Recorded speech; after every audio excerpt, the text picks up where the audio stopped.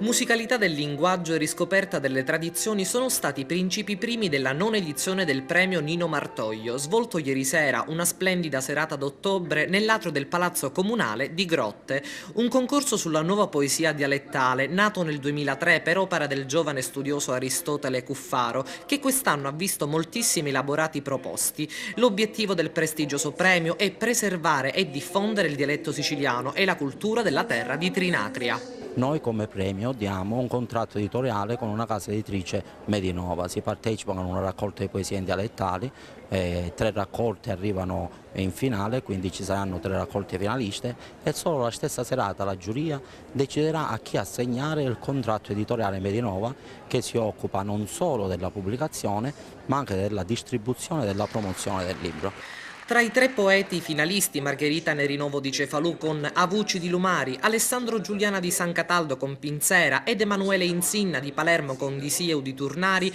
ha vinto la pubblicazione delle raccolte di poesie il giovane 27enne Alessandro Giuliana, che con il suo testo poetico ha messo d'accordo l'intera giuria, firmato in seduta stante il contratto con la casa editrice. Vincere un premio del genere è una soddisfazione, insomma, non indifferente, però credo che è un bel trampolino di lancio per divulgare sempre la lingua siciliana, questa nostra lingua fantastica. Ma il premio Nino Martoglio nel corso degli anni ha ampliato il suo raggio d'azione, evidenziando anche altre figure di rilevanza del territorio siciliano, inserendo altri 2 premi speciali. Il premio speciale Martoglio Pillitteri ha come intento quello di segnalare studiosi ed intellettuali che si siano distinti con le loro opere in campo nazionale ed internazionale. Quest'anno è andato al produttore teatrale Francesco Bellomo. Sono molto contento perché quando c'è un riconoscimento del genere è una gratificazione per quello che uno ha fatto in questo periodo, che tra l'altro andando a guardare così nei miei album delle cose che ho fatto, insomma sono passati tanti anni, ma questo giunge graditissimo perché giunge da un posto dove in qualche modo ci sono le mie origini.